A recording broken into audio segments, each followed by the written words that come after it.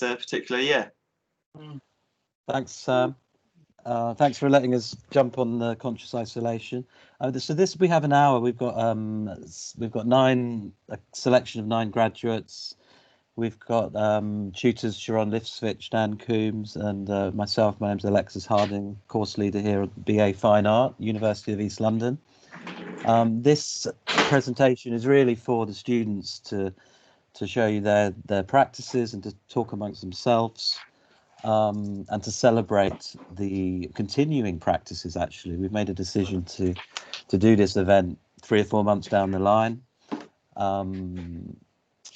It's arguably such a great diverse range of works and students on this course, and the image. Let's talk about the image. Dennis Beckton is a newsagent. We're just east of Docklands. Fantastic studios, great contact time with staff and technicians. The students have decided on this great image, so we are close to this wonderful newsagents opposite Tate Britain or a fountain or a new gallery, and arguably it's an extraordinary course. Let's see a few images and hand it quickly over to a student's dialogue. This is a selected show. We had about 40 students in the year, 38 students, not 140. So usually the degree show goes right across the building. This is a selected show of students who've continued their practices after graduating, and also via COVID. And Sharon Lifsvich and Dan Coombs really carried that dialogue through COVID, through all-day seminars. So we're really proud to hand over the voice to some of the students and to go through the accompanying website. The website link is here for you. So all the emails here, my email is here, and let's quickly begin a dialogue. I was wanting to ask Lauren, who's began the course, had a break and came back, about her degree show, which was really photographic installation, and really interestingly, the site of the studio or the gallery space quickly became a domestic space, and you showed photography in and amongst your home, Lauren, didn't you? Could you say a few words about that, and then students can rebound against it? So my work kind of focuses on themes that are surrounding isolation and the home and displacement. And with my current theme, it was focusing on someone's journey through finding a home and settling in the UK. And as we were all going through like a pandemic in the UK due to COVID-19, I really found it hard to try and make work that wasn't really situated in the gallery. So I was at home a lot, and I decided to use my home as the gallery to exhibit the work. So some of these pictures you can see now are pictures of my home and objects of the person's life that I am trying to depict through their story of home in Libya.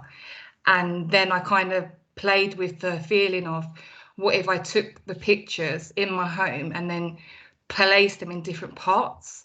And then it's kind of creating a tension between the domesticity of being at home and also the images that are off the home. So then you get this kind of effect, which is very symbolic and it's very intimate and it's very nostalgic. And I think it plays with a lot of feelings of how and what we're trying to achieve, and we all want a safe place and home. So many of our graduates have gone on to teaching or established studios, but Ariel, I'm going to just another leading question, and I'm going to hold back.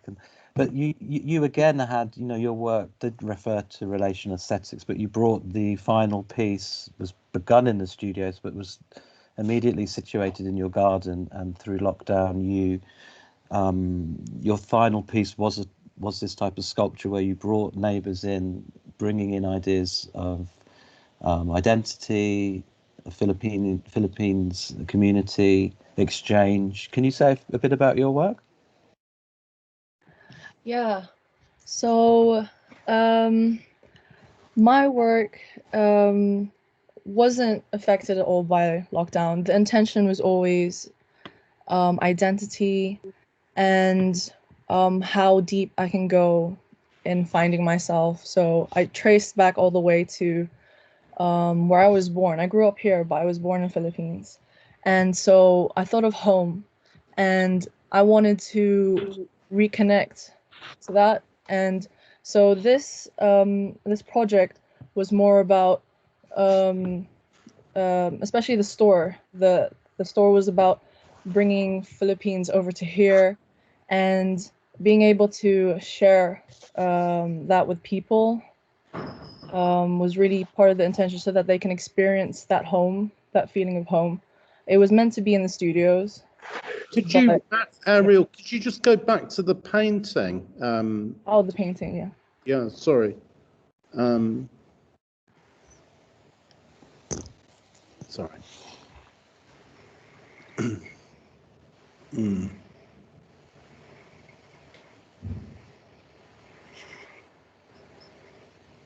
So it's a combination of painting, installation, performance, really, your work. Yeah. I mean, that's what's so kind of quite astonishing for this year. Your persistence and also how you've adapted and continued your practices through this difficult year where every art student in the country has been disrupted. Yeah, there was the painting was what I began with just before lockdown. So this was meant to be shown along with the store. The store was made when we were, in lockdown. And What's they all I can't see the painting. Where is that? Is it not showing? Where? Oh, I thought it was up. Bear with me.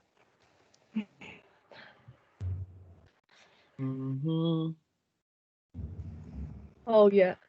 So the painting is called Overcrowding. And it's a painting that was made unusually to be exhibited on the floor. And we're going to put perspex over it, and people are going to be able to walk over it. Is that right? Yeah, they could walk over it, but it was definitely just meant to be on the bare, dirty floor. Because it's even the name overcrowding. It was meant to be sort of parody of my family and me in our, clothes. Was it where compared to Philippines? So it's like meant to show how people living in slums don't have space and they have to like squish together when they sleep. So I was imagining that could have been me growing up. So this was reimagined as my family.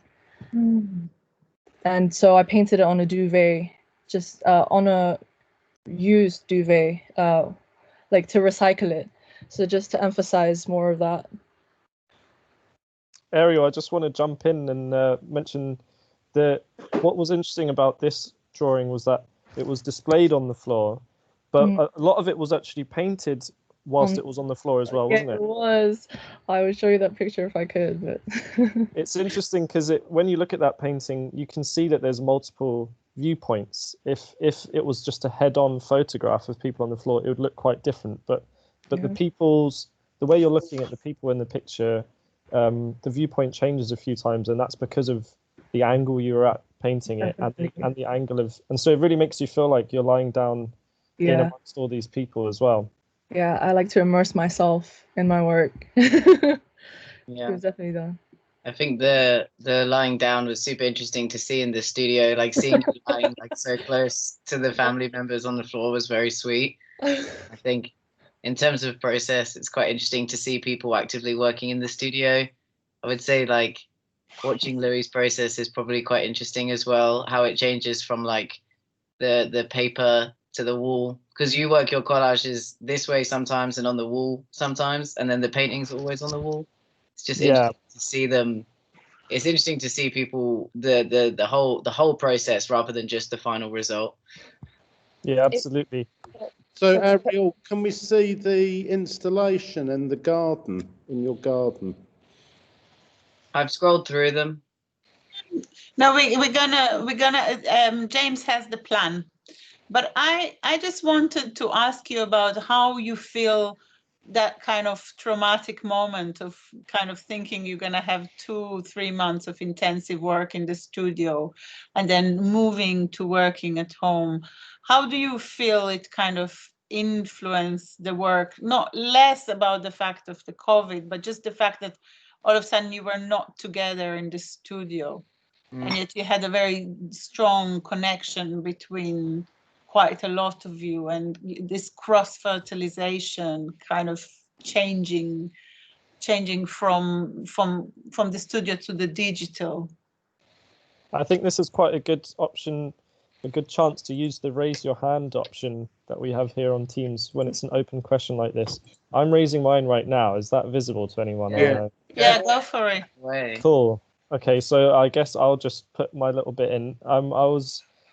For me, the move from a studio and being surrounded by people and having lots of space and materials and just the excuse to make work whilst I'm maybe James, if you pull up some of my stuff whilst I'm Can talking. we have the images up, James? Because if people are tuning in, they want to see the work, don't they? Go in. So yeah, any of mine are fine. You just confirmed to me that it's showing, yeah, because I can't see it, so I'm relying. No, it's showing. It's definitely showing. Okay.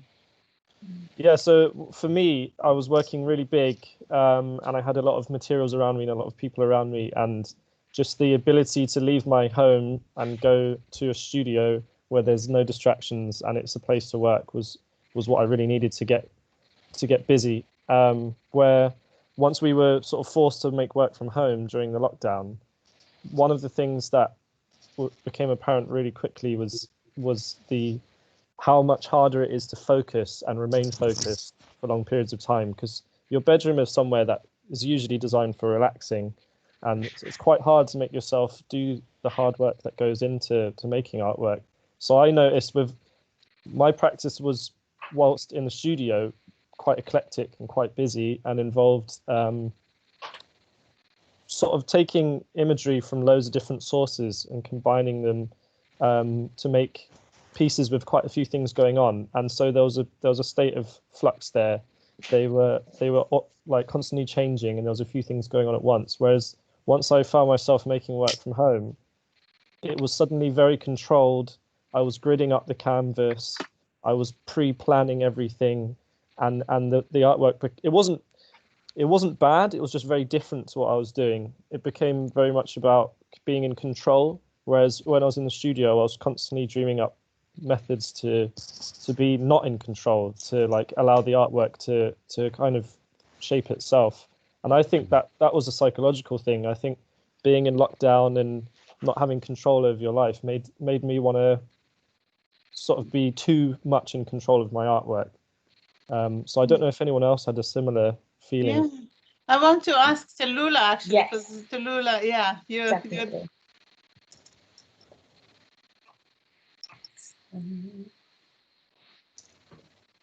Tallulah, you want to maybe say something about how it worked for you, because you were. I'm sorry. The internet's a little slow. Sorry, I keep on it's cutting out. There's like a delay. But yeah, I wanted to just say like that was very relatable. Like yeah, the whole idea of control, and then like I think there's a lot of pressure on people to be really inspired and make a lot of great work during lockdown, because it's like suddenly you have all this time, but actually we didn't have like all this time. It was uninspiring. It was horrible. I hated it. Like I still hate it. I feel like I'm still waiting for the positive result of this bad thing, because like we're not out really yet. Like the consequences are still there, and we may have graduated, and we did, but like we have lost so much. And I was also like, I love to work big, and that's how I feel empowered, that's how I feel comfortable, that's like the style I found. And it felt like regressing. Like it felt like going back to sixth form, where you have to paint in your room, except you're a grown up, so you try not to, and you wanna, like, it was difficult. So I just think that pressure to be like super creative and super productive during lockdown was so much, like, so unhelpful. But I guess you do make some interesting things. Like, I did make some interesting pieces, and like Louis, I think you did too. I think that it's just like slower. I mean, obviously it was slower, it was less exciting. I don't know, like, that's all I wanted to add. I think that's interesting. I just wanted to say something about the time in an art school seems so accelerated, and usually when you finish, time slows down. But when perhaps Sharon and Dan and myself graduated, there was a very big difference between being at art school and then leaving. Whereas, you know, it's so admirable the way right through the 3 years you've had here. You've had money jobs, and then COVID. You've situated your work in the real world right through, so there perhaps is less of a disparity about when you graduate, even though that is harder. But is Paloma's work, you, in an opposite way, you felt very, very comfortable painting from the bedroom, and colour really influenced the paintings as well. So you always kind of worked from home, and that seemed to suit your work, Paloma. Yeah, I always tried to find an excuse to paint from home. I was always paranoid about having my work in the studios, because I had heard sometimes that people would mess about with them. My work is very personal to me, very close, with my family being the subjects of most of them. So I like to keep them quite close to home. So when I finish a painting, I'd normally take it home, just because I was so paranoid. So it's very comfortable working at home. Have we got a few images of Paloma's work? Thanks, James. No worries. Yeah. So it's kind of that idea of portraiture, but then jumping off the colour of the domestic bedroom really started to influence the perception of them. Yeah, I just realized there's a lot of orange in my work. Yeah, those warm glows, really nice. Orange is my favorite color. It's also the color of my room. Oh, except for that one. That one's turquoise. I mean, that was. Tell me if I'm talking too much, but I, whilst we're on the topic of Paloma's work, I made a few notes about things that were interesting at the time whilst we were still studying. And Paloma also weighed in if I've got anything wrong, or if there's anything you want to add. You were talking about these are all portraits of family members. They're people that are important to you, and that's why you feel the need to sort of depict them in paint. We were talking about at times, particularly this painting that's showing right now. That's your parents, am I right? Yep, the one before was, yeah. Yeah, and so that's you as baby. We were talking about the fact that they have sometimes quite a weird atmosphere, because they're clearly family photos, but there's something about the colouring and the light when they get transformed into paint that gives them a bit of an, not eerie, so to say, but somewhat. I mean, there was discussion about your mum's face sort of looming over you as a baby, and we were thinking about how that would look if the painting was blown up to a huge scale, and maybe even if her face was at a huge scale and the other figures were smaller. Connection a bit. Sorry, can everyone still hear me? Yeah. Did I drop out halfway? No. Okay. We were also, I remember in one of the tutorials, Dan was discussing your work with you, and you were saying that sometimes you found it hard to know when a painting was finished. In fact, that's the picture that I was talking about just now with the face. Oh, yeah. Yeah, this is the one where the palette is actually on the painting next to the painting, and it feels so appropriate because the palette becomes the baby. That's such a connection to having a baby, changing the baby's nappy. But it's just so fantastic the way the palette and then the painting that's made from the palette are juxtaposed. I think that was a great idea. Yeah, I remember you saying that it was linked to Cy Twombly. It made you think of Cy Twombly. The little bursts of emotional energy was that paint exploding there. Yeah. And that was something to keep doing, because we were saying it's quite hard to tell when to finish a painting. Sometimes you want to get it more and more exact and precise, but that can make it kind of cold and emotionless. So having those like bursts of paint in there was something that was really strong. I think this is a fantastic painting as well, and the figure seems to be half disappearing, half appearing, a bit like the effect you get on Zoom sometimes. And this is very much a painting about isolation as well, emphasised by the light bulb. I think this is a very good painting as well.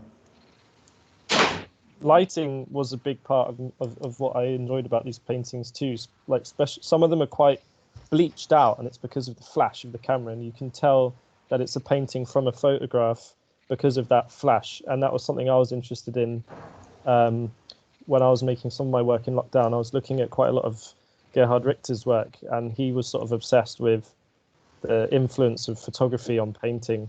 And so he would try and make his paintings as photographic as possible. So lots of like blurring and bleached out, sort of very high contrast images. What I also love about your work, have you seen the Lodger 1940s Hitchcock movie? Like when he's shooting it, he uses the same color palette. So there's like really like eerie like purples and stuff like that, but there's also the orange tinge as well, and it just creates this whole like kind of find the word I'm looking for, like this atmosphere that really translates well into work. I mean, should we go to you, Erin? I mean, your work was very much situated in the sculpture studio. You were using silkscreen. You were casting bronze. The boxing gloves. You were bringing in ideas of boxing and gender, and class. I'd argue. Let's have a look at some of your images, and if you could actually talk us through. Please tell us what this one is. This one's called Red Corner, Blue Corner. So like I want to bring in boxing language to it, so hence why it's got that title. But you could like, when I was talking to some people, they read it as like labouring conservatives and stuff like that, which was really interesting. So the paint was applied with a boxing glove as you box the painting. You yourself, the leading female boxer, I often bump into you in Hackney Wick as you're going off the train there. Yeah. Is the image with the silkscreen and the bronze gloves here? I think that's. I think the silkscreen's the first one. Okay, the first image. Yeah, it was more about the kind of Yeah. the sculptural element. 16 by 16 canvas, like for art terms, like a canvas is something you paint on and stuff like that. But for a boxer, a canvas is something you step into, like when you're going into the ring, that's a canvas for us. So I also wanted to bring in those kind of two different languages and bring it into one, as well as like aprons. So some people say like, oh, my place is in the kitchen, and I actually had people say that to me, and I was like, oh, okay. So I would try to link the whole kitchen idea. So we wear aprons and stuff like that. But in boxing terms, an apron is the side of the canvas, like just before the ropes. This one here you're looking at now is called Home Sweet Home, and during lockdown there was like a lot of news going into like the domestic violence was on the rise and stuff like that.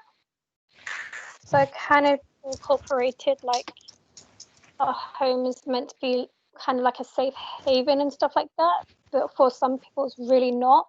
The outside is an escape for them. I was just wondering about the colors that you use, the black and blue. Was that intentional? Yeah, I kind of wanted to use like, so like black and blues like also referred to like punches and stuff like that. Yeah. These two is called like below the belt, because when I showed Saya's first thing, she said, oh, they remind me of testicles and stuff like that. So I was like, okay, cool, I'll call it below the belt. Sure. I was about to say that. Very suggestive, very funny. I like it. I was going to say Vulgar. about your work, there is like a sense of space with your work, and what I find interesting is, especially with the paintings where you've punched on the paint, there is this sense of movement, and you become, it's like performance, even though you can't see that you're doing it.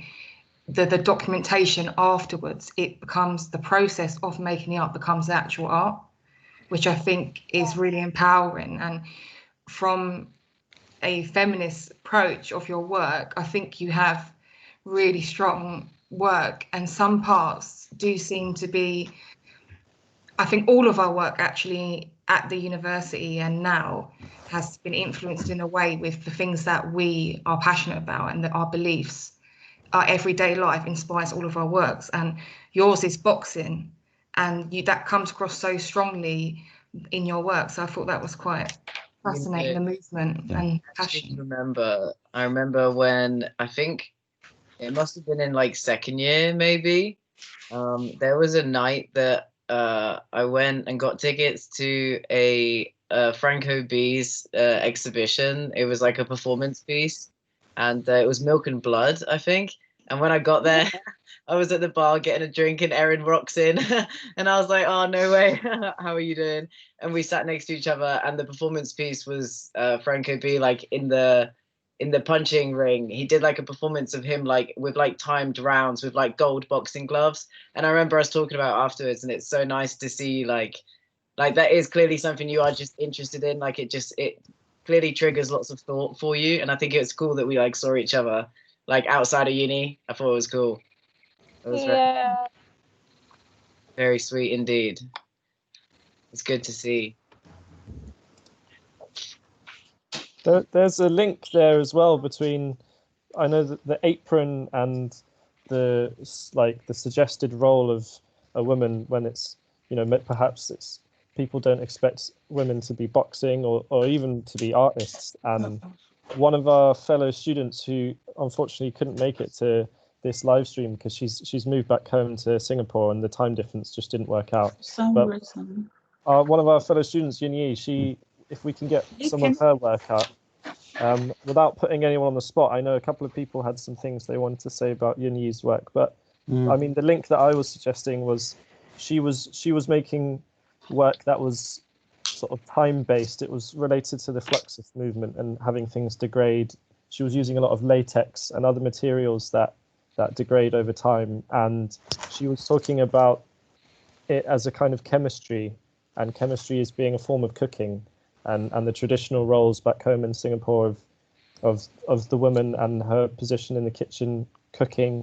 And she was using her artwork she was like, this is my version of cooking. It's mixing up chemicals in the lab and making paintings. But yeah, I'll move on to whoever else wants to talk about that. But then she started making her own plastic out of, was it seaweed and salt?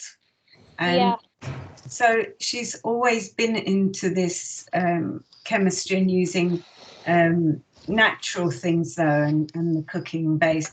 But her work is sort of made, and it will eventually deteriorate.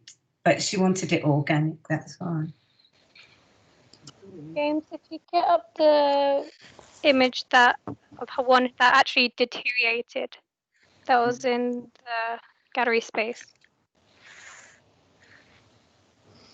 She was linking that type of materiality and decay right back to a type of politics, and I think your work did something similar, Erin. It's had that long durational, pouring bronze at UEL but charging it with a type of politics, and all the students and Sharon and Dan leading the seminars. Slow down the images. They're going too fast. You asked for one that decays, so I'm trying to find one. Basically, there's the image of it still working, still together is on the website, but then the image of it that's degraded is from Daryl's photos of the actual physical show in the AVA.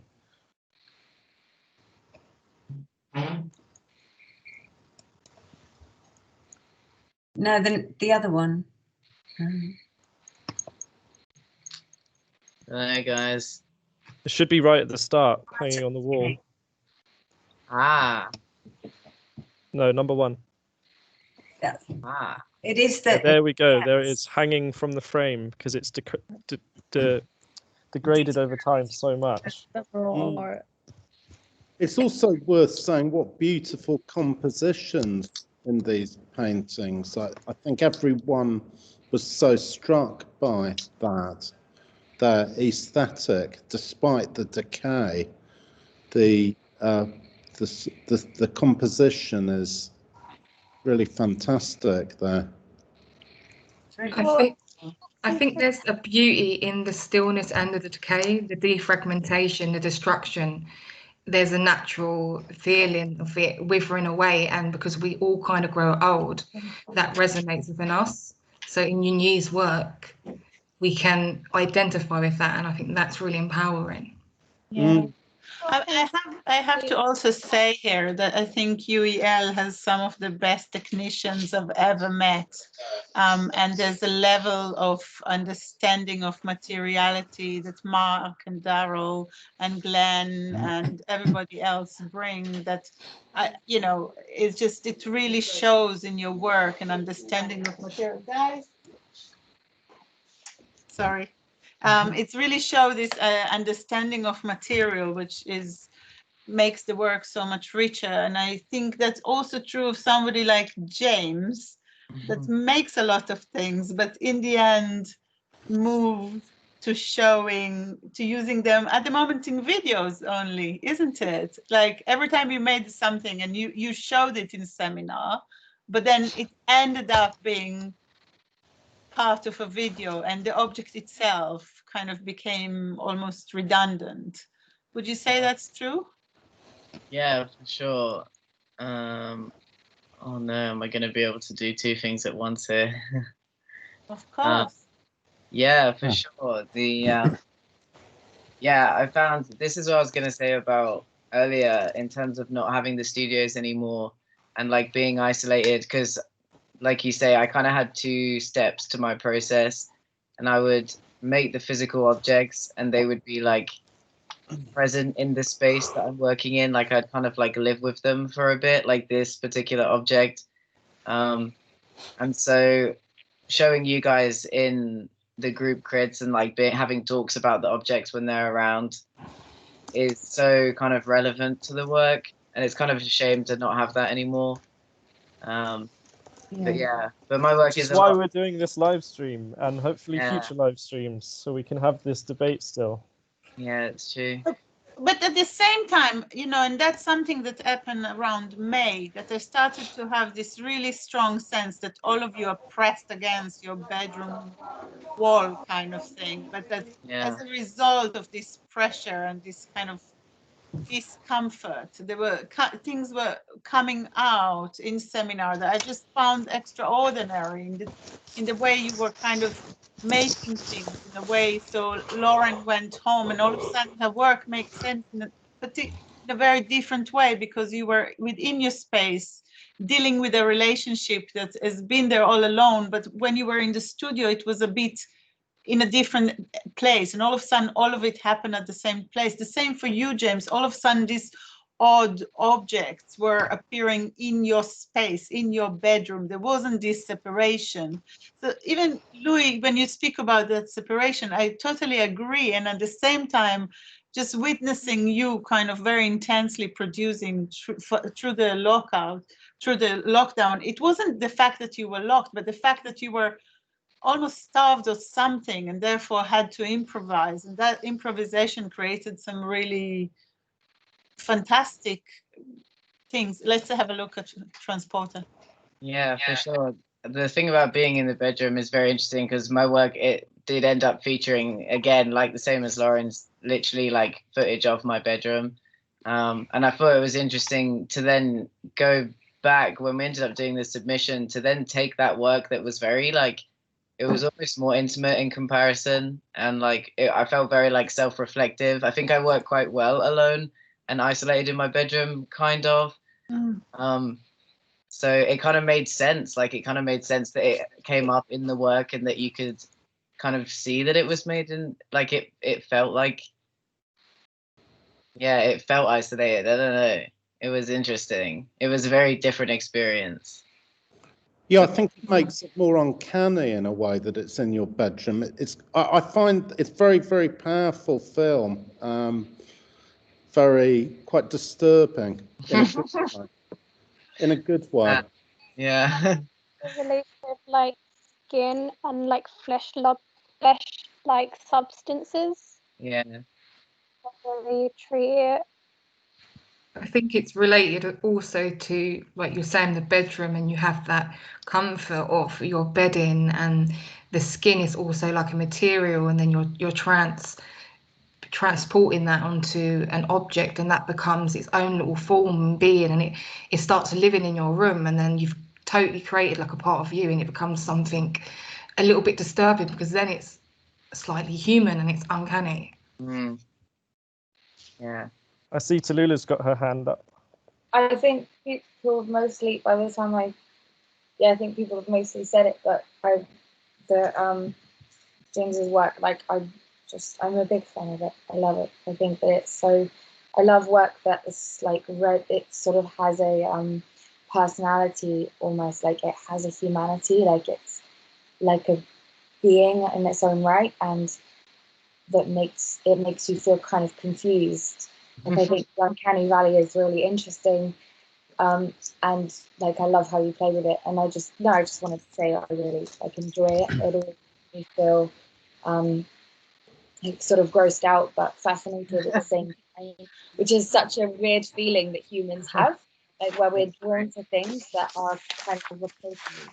But to be able to actually create that reaction, it's really clever. But I was actually thinking about it in terms of Paloma's work as well, like, which is slightly a different thing because her work is paintings and more like more lovely and doesn't make me feel uncomfortable or anything. But it's like these works have a life of their own, and yeah, like I can't remember. Oh shit! I just dropped something. Sorry, I can't remember who said about Yanni's work have like aging like a person, but I think that I can't remember who said that, but I thought that was a really, yeah. I thought it was a very, very cool point. I just think that work that has humanity has life. Is more, yeah, it has life. What was the? I mean, we talked about the workshops and the physical making, but many of this group all exhibited, did external shows. But James, what also you embraced the contextual studies, the dissertation side of the course. James, what was the title of your dissertation again? Mine was such a good question. Who knows?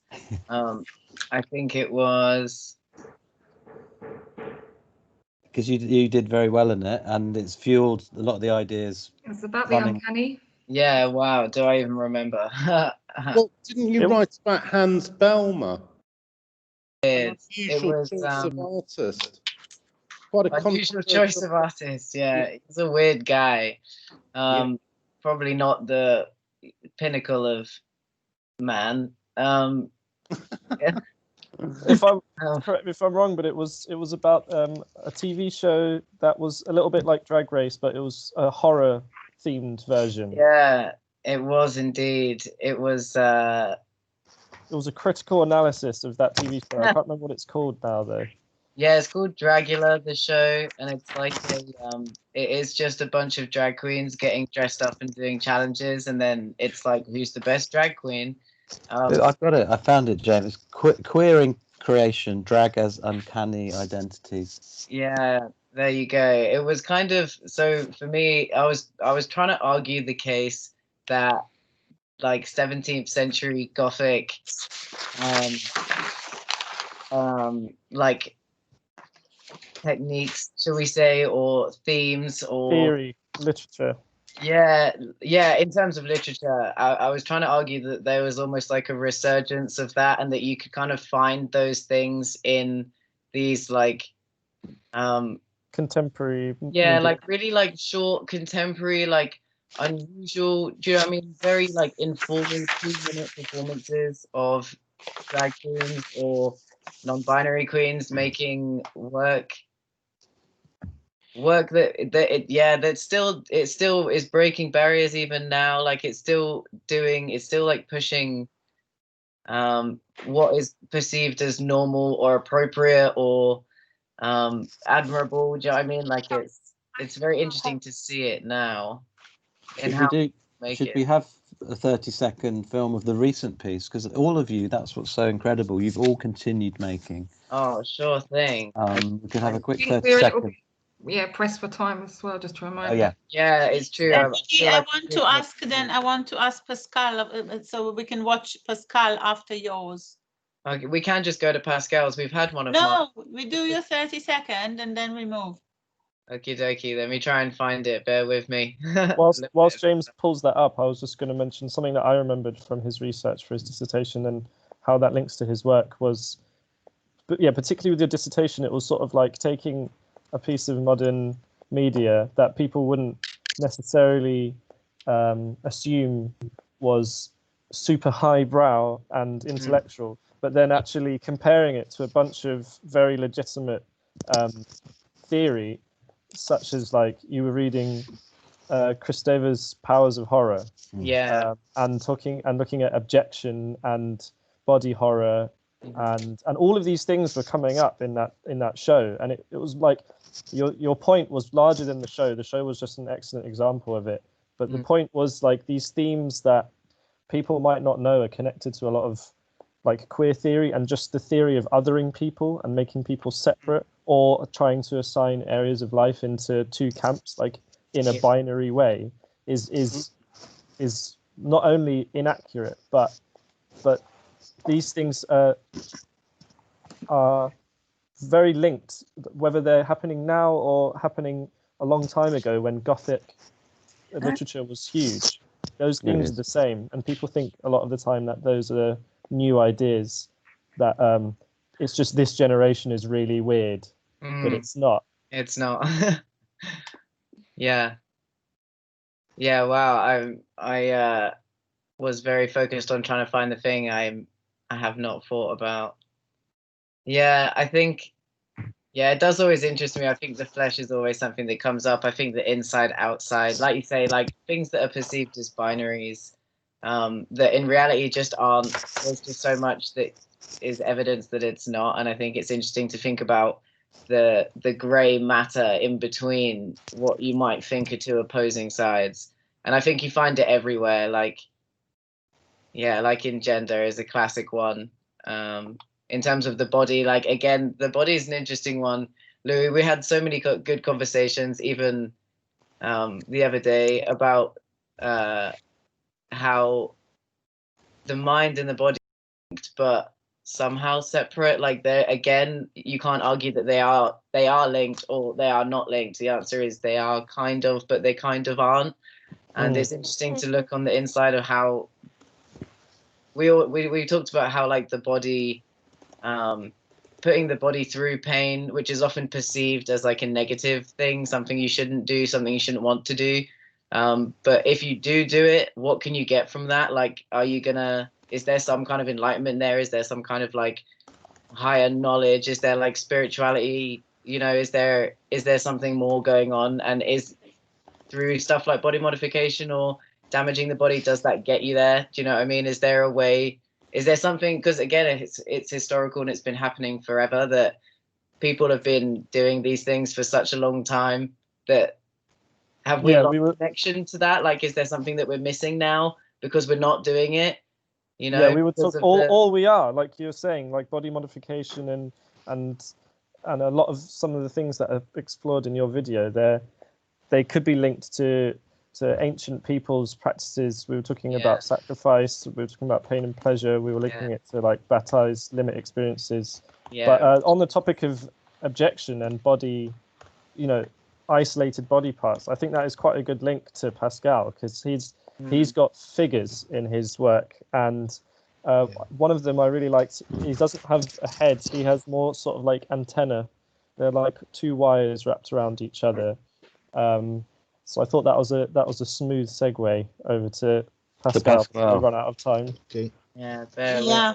2 seconds. Yeah, we'll need to talk about Pia or to Pia. Or Yeah, and I think it's actually it's funny because Pia spends so much of her time dealing with fish skins and more making them into leather. So we have reached another kind of corner of the studio. Do you want to go ahead, Pia? Well, I must admit, I did find it difficult in lockdown because very naively, I thought we would be locked down for only about 3 weeks, come back to the studio. So I didn't take my work with me. I had to find another very kind fishmonger to give me more skins that I could then cure, and get my husband to buy me a welder so I could make more posts.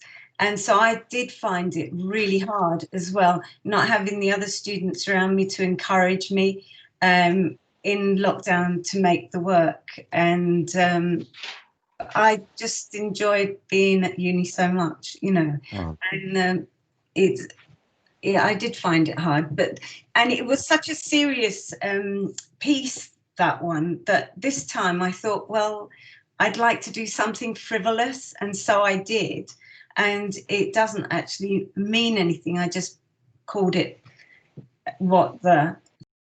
just people might say, oh gosh, what's that, you know? But it was a completely different thing. As you can see, I started doing prints because, again, there was no space really at home to do other things, and that's why I did it. But I really enjoyed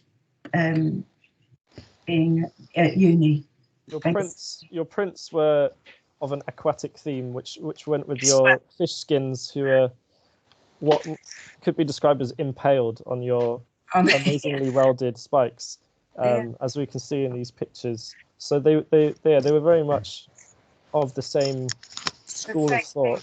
Yeah, because it was all about skin, people, and coming together and staying apart. It was all, and you were very concerned with the environment as well, weren't you? Sort of damage the environment. That's why it was quite interesting to see them in your garden and in your living room. It was like that, how our domestic lives affect the environment and how it's easy to forget. Yeah, everything. And then we were locked down in our homes. So basically the way we coped with it was staying at home. So I thought it was quite appropriate in the end that it was photographed in the house. It wasn't ideal, but that's the way it was, you know. So yeah, and new questions and new ideas came out of that, because we saw them. We had the chance to see them in the studio before you eventually presented them at your home. Yes, it was a completely different thing getting them in the studio, because the lighting was different, which I couldn't get. But I love the shadows on the wall as well, what the fish created. Oh, yeah. Thank you. I love the weirdness of having them in your house.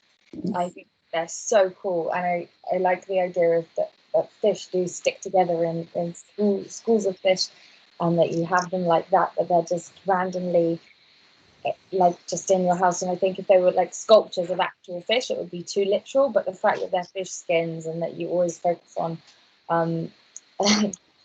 eggshells and like fish skins, like organic materials, and working with them, it's sort of like it makes it it gives it that feeling again, that like feeling that it has its own life. And I think it looks fantastic. I know that you had doubts about doing it in your house, but I really like it though. It's so weird. It's so cool. Yeah, it is weird. And I love with the theme of kind of like the environmental issues, like more for the year, as well as like movement as well. And you kind of, when lockdown, you then reflected on that with the pod, almost like restriction of movement. I thought that was really cool. Oh, the pod, yeah. That's a great point, and I don't want to cut anyone off, but I reckon we need to see Pascal now before we finish. Yes, please. Can you guys hear me? Yes, right? Absolutely. Yeah. Yes, I would like just to say something about Pia's work. I mean, I remember that in the first year she did that. She made that fountain with the screws coming from the wall, and that thing was impressive. I really liked that one. And she managed since then to keep the flow, the movement in her work. I see movement in that waves made with rolled paper she made, and even with the lockdown she managed to keep this movement. You can see behind her the fish, and you see the flowing, and this really calls me attention, you know. But about my work, I would say with the lockdown I had to change the way I approached my work.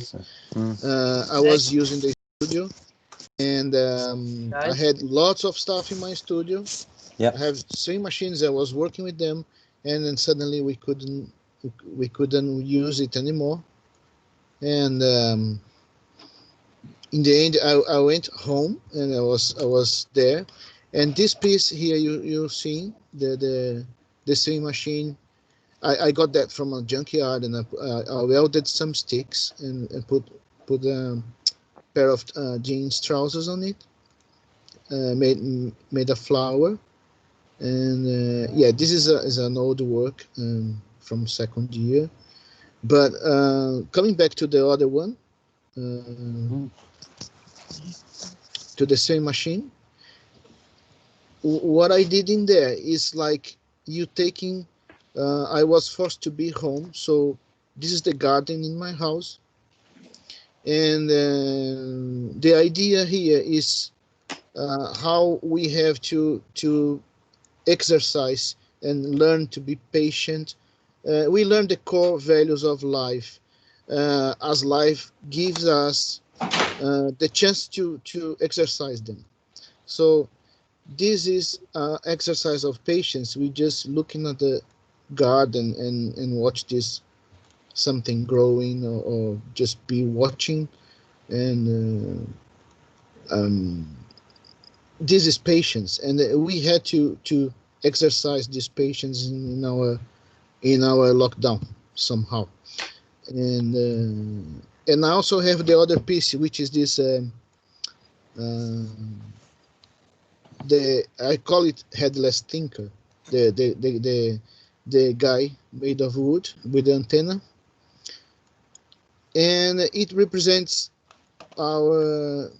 ourselves, like ordinary people like me and everyone, doing the things we do in life. He went in that exhibition I did last year. He was in a pub. In our graduation show, I put him sitting down watching that garden I was talking about, which is the lockdown. We were there sitting and waiting for this time to finish. And now he is on a bicycle on this exhibition, well, carrying on with life, doing things we usually do, our routine. And there he is on a bicycle. In the new work. Yeah. That is so good. Your work, the way you make them, Pascal, is so beautiful. The is wonderful. I love that one. So I always find it that we saw your exhibition in a pub, and now the fact that we can't even go to a pub. Yeah, that's so interesting. On the bicycle is also very relevant, because to me, I'm like, that's so funny, because I did go from the pub onto a bicycle. Yeah. We are almost at the end, and one of the things that I wanted to also say is there will be thanks that you will do, but before that, just to say that what an amazing experience it's been working through that, and working through something so different. And when I look back to it, now we're doing it, but you know, just going through something new that you haven't done before makes everything so alive and so yeah, it stays with you. That's one of the things that I'm really grateful about. And the other is that you're having auction and you're still gonna do another exhibition when things come a little bit normalized with new work, and that you are continuing to work together as a group and adding other people as well. And I think that's really important to mention at this moment. I have to close it very soon, so I just wanted, if anybody wants to say some final remarks, that will be now. Well, Louis hasn't talked about his work and I haven't talked about my work. That's the only ones that I know. But like, has anyone else not spoken about their work? I just wanted to say that we've had an hour. We didn't think it would have. We would have thought we wouldn't have had enough to talk about, but we've filled it and we could carry on talking for ages. So now I'm going to mention that we've made a Dennis Beckton YouTube channel, and I'll send that to James so he can put it on screen. So we'll probably have more talks like this in future, and we'll be able to expand on some of the stuff we were saying. I'd like to say I would like. I'd Sorry. like to thank you. Okay, yeah. I'll just say as well that thank you very much to Daryl, one of the technicians at UEL, who's made this cooler 360-degree photo we were looking at. I want to thank all the tutors and technicians for helping us throughout the year. I want to thank Alex Bennett, who helped make the website for us, and we're going to be putting this live stream on the website as well as these pictures. And if anyone else has anything else to say, you've got a minute. I would like to thank very much to the way tutors structured this course. I mean, I had much freedom to have my creativity come out, and then it worked very well for me. It was a long journey and it was worth it. I would like to thank you guys very much. I think it was. Hello. Say something? Yeah, I mean, I don't set to every year. There's the list of staff here. I mean, it's great. We won't be cut off immediately at 5. The links are here. You know, I've taught here for quite a long time, and there are, 2006, 2013, but definitely this 2020 year graduating students. A real pleasure. A very talented year. Yeah. Let's just say that. You're a very talented bunch of people. So let's keep the dialogue going, and thanks to everybody who's joined us, and the website's there, and stay in touch. The best. Guys, can I just say, stay online. I'm just gonna go next door, stay quiet. We're gonna kill the feed, but just stay online for a minute, okay? I'm just gonna go and tell Dan to kill the feed. Thank you everybody who joined us. It's been a joy sharing it with you. Okay. Very sweet. So what's very exciting is we have, the conscious isolation platform is, we'll go, but maybe we do have 15 minutes with people who've joined us on Teams. The live link is still here, so we are still being recorded.